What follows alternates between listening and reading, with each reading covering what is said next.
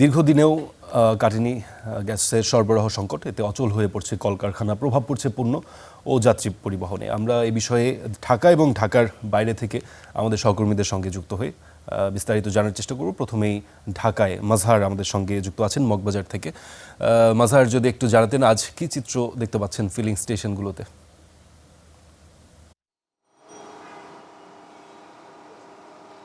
ফারদিন, মগবাজারের যেই ফিলিং স্টেশনটাতে আমরা এই মুহূর্তে আছি, সকালবেলায় প্রতিদিনকার মতো এখানেও সকালবেলায় কিন্তু গাড়ির দীর্ঘ লম্বা লাইন। তারা বেশ কিছুক্ষণ ধরে অপেক্ষা করছেন এবং আমরা দেখলাম যে সেই সিএনজি স্টেশনে গ্যাস সরবরাহ বন্ধ আছে। আমরা তাদের কাছে জানবার চেষ্টা করলাম, তারা আমাদেরকে জানালো যে 1 ঘন্টা বন্ধ রেখে তারা মেইন লাইনে থেকে গ্যাস টানেন এবং পরবর্তীতে আবার 1 ঘন্টা গ্যাস সরবরাহ করেন, আবার 1 ঘন্টা বন্ধ রেখে টানেন। এভাবেই আসলে চলছে, কারণ এখনও পর্যন্ত গ্যাসের যেই পরিস্থিতি, সংকট পরিস্থিতি, সেটা কিন্তু স্বাভাবিক হয়নি। যার ফলে গ্যাসের চাপ এখনও পর্যন্ত ফিলিং স্টেশনগুলোতে কম আছে। এখানে যারা আছেন সিএনজি ফিলিং স্টেশনের কর্মী বা চালক, যদি তাদের সঙ্গে আমরা একটু কথা বলি। আচ্ছা, আপনি কি ফিলিং স্টেশনের, না আপনার গাড়ি আছে? আমার গাড়ি আছে। কোনটা আপনার গাড়ি? এই যে নজেলের গোড়ারটা কতক্ষণ ধরে?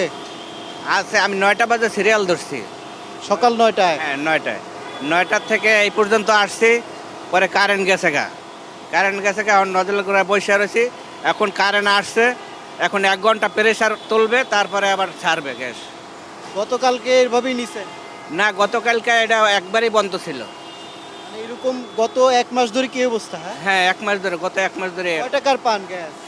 গ্যাস পাই 300, 350 এরকম। সারাদিন চলে? সারাদিন না চলে না, ওইটা গাড়ি চালানোর উপরে নির্ভর। মনে করেন বেশি জলে চালানো লাগে, তাহলে গ্যাসে তেলে চালানো লাগে। উবার? না না, ব্যক্তিগত গাড়ি? হ্যাঁ, মালিকের গাড়ি। হ্যাঁ, মালিকের গাড়ি। ফারদিন, যারা আসলে গাড়ি চালাচ্ছেন তাদের যে ভোগান্তি, আমরা একজন চালকের কাছ থেকে শুনছিলাম যে এই ভোগান্তি আসলে কোনোভাবেই কাটছে না এবং তারা জানাচ্ছিলেন যে এই যে প্রতিদিন তাদের, আজকেও সকাল 9টায় যিনি সিরিয়াল দিয়েছেন, তিনি এখনও পর্যন্ত 11টার বেশি বাজে গ্যাস দিতে পারেননি।